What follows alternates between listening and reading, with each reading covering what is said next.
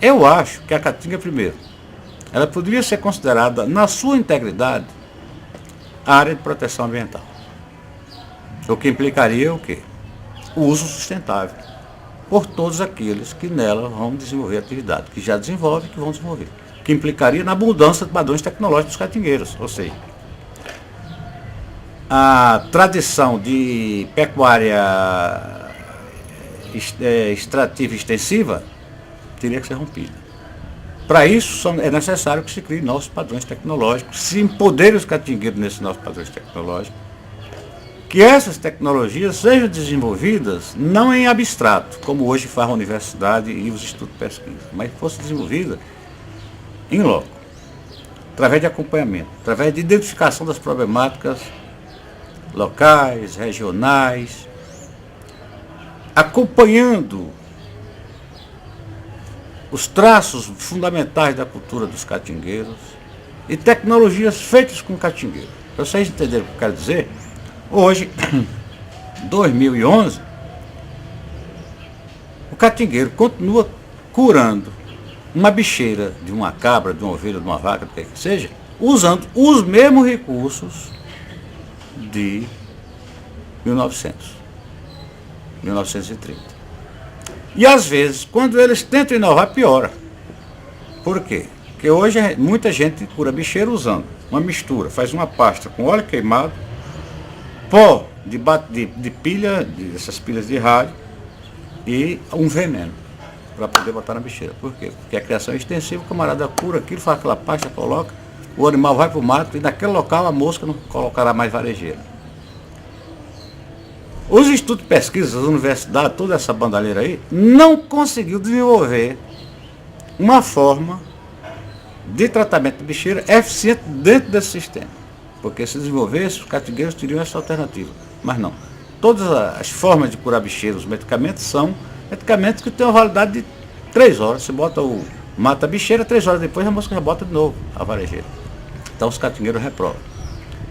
E aí vai das técnicas de capar bode, de fazer chiqueiro, etc. Ou seja, tudo o que se propõe para os catingueiros está fora do padrão. Ou porque o produto, a tecnologia não responde à necessidade, ou porque ela está fora da realidade. Digamos, para você fazer um aprisco, você vai gastar um dinheiro que com criação de bode não se paga o aprisco. Eles falam, tem que ter um pulmão verde, mas o custo do pulmão verde não pode ser pago pelo bode, ou seja, o bode não rende o suficiente para pagar o pulmão verde. Então o catingueiro vai lá para os seminários, é levado aí como mala, passa os slides, fazem aquela festa toda, distribuem as camisas brancas, os bonés, etc. O catingueiro vê aquilo uma festa, porque diz, isso está fora da nossa condição, isso é um verdadeiro absurdo. E volta para fazer as mesmas coisas que sempre fizeram. Então, para você romper, você tem que, no meu entender, transforma isso tudo em área reserva ambiental. Reserva não, área de proteção ambiental. Onde tem cerca, derruba as cercas, cria uma lei dizendo que só pode ser feita infraestrutura, ou seja, beneficiamento direto, em 20% da área de cada propriedade.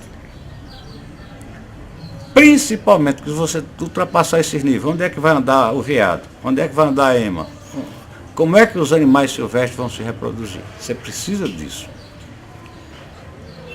Você transformando isso em área de proteção ambiental, você impede essa devastação de madeira para lenha, de madeira para cercas, de madeira para suporte de videiras, de abastecimento de fornos, de olarias, de padarias, etc, etc. Então você teria que ter esse monitoramento permanente aí.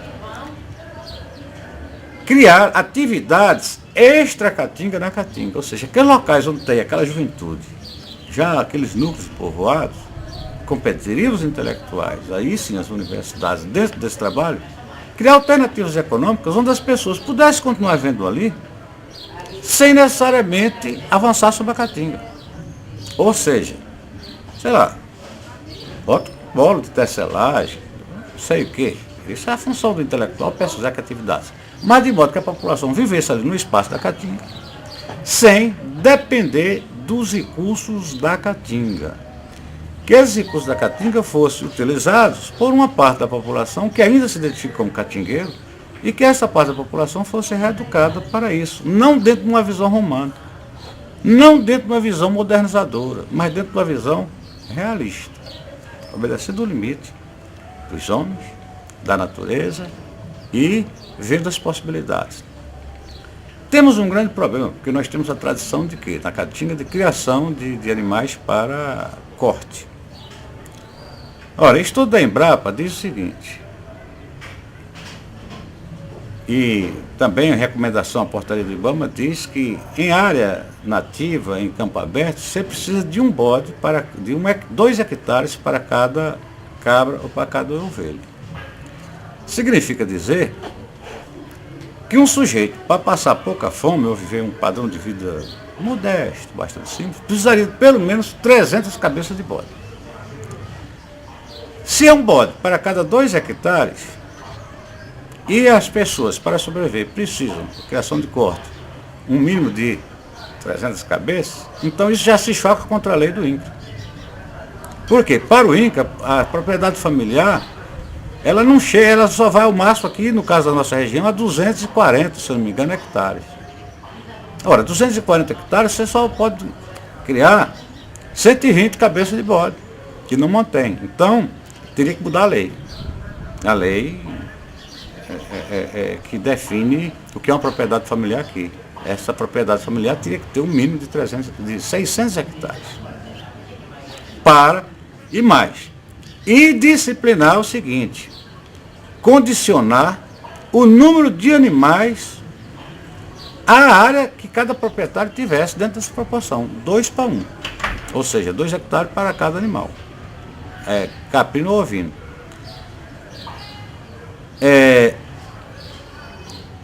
Fazer efetivamente esse controle para que o suporte não fosse exercido. Ou criar, paralelo a isso, tecnologias que potencializassem o aumento da exploração da caatinga, a exploração racional, de modo a introduzir uma prática semi-intensiva que nós não temos aqui, ainda não temos, não sei se teremos um dia, para que esse produtor pudesse, digamos assim, obter uma melhor produtividade dentro de uma área menor. O que eu vejo com bastante desconfiança, porque o que até agora apareceu aí, em termos de estudo e proposições de elevação da produtividade e criação de animais, é através da elevação da destruição da caatinga. Raleamento, rebaixamento, ou seja, práticas que avançam a caatinga. Outros destruição da caatinga para plantar capim-búfalo ou para plantar alguma leguminosa exótica que vem por aí. Tudo isso feito dentro da loucura. Então, eu acho, os pensadores falam que o bioma caatinga é importante, todos concordam que ele é um bioma extremamente frágil, e eu vejo que o caatingueiro é a arma para a manutenção desse bioma, mas mudando os seus hábitos, introduzindo novas fórmulas tecnológicas, criando novas tecnologias, novas formas organizacionais, nova cultura, criando uma forma através da qual essas populações excedentes se ocupassem de forma razoável. E, principalmente, vem na caatinga o seu problema. Volto a dizer, a água é problema, mas não é o problema da caatinga, ele é um probleminha. Eu acho que a grande questão está na cultura. Considero que nós temos uma condição muito mais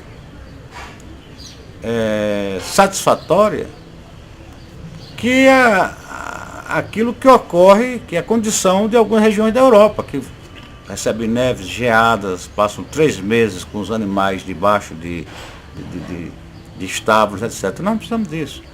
Nós temos aqui 3 meses de chuvas que, bem aproveitadas, geraríamos alimentos suficientes, teríamos a condição de viver dentro de padrões melhores. Hoje fala-se muito de cabra de leite. Eu acho que a cabra de leite ela é uma das alternativas. Ou seja, o grande erro do governo é que quando ele joga cabra de leite, pronto, virou a solução. Da mesma forma, quando vieram aqui com a ideia de mel, virou a solução. E nem mel é solução, nem cabra de leite é solução, nem hortas comunitárias ou pedagógicas, qualquer que seja o nome que chama, são soluções. Solução são atividades integradas, dentro do panorama da criação da nova cultura, de uma nova cultura que respeite o bioma, uma nova cultura que crie espaço para quem já está na atividade e que abra espaço para atividades novas que não sejam degradativas do espaço da Caatinga.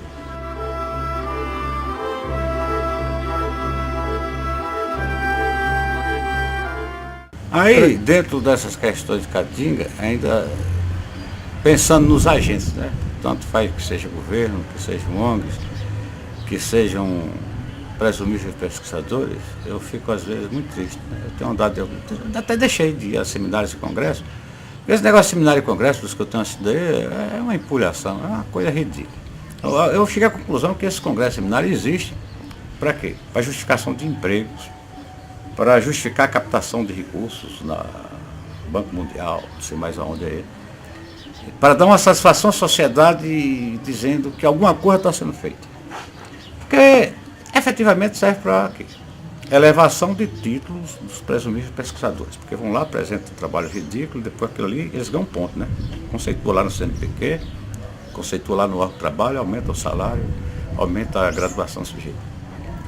Depois serve também, tem muita serventia para distribuição de diárias. O pessoal vem ganhando diária, né? Vem lá do Brasília, vem do Recife, enfim, marca um local para se encontrar ali, eles vêm ganhando diária.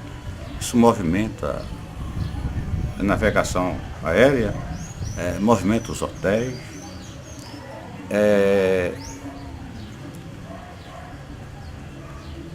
então justifica a existência dos órgãos, porque aquilo ali gera uma publicação. Agora mesmo fizeram uma publicação no Recife, mobilizaram o ministro, foi uma propaganda nada para lançar um livro sobre as árvores da Caatinga, coisa assim.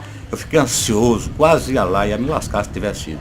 Aí lançaram o livro na internet, que é um livro do Instituto Brasileiro Florestal, uma coisa assim. Instituto Florestal Brasileiro, isso aí. Quando eu li o negócio, uma porcaria, uma coisa que faz vergonha ter sido publicado, ainda mais com aquela festa. Pra que aquela burragem? Tá entendendo? Mas ali rolou, né? Muita promoção, muita gente está se dando bem, né? Fazendo currículo, etc. Conseguiu ser visto, né? O ministro estava lá.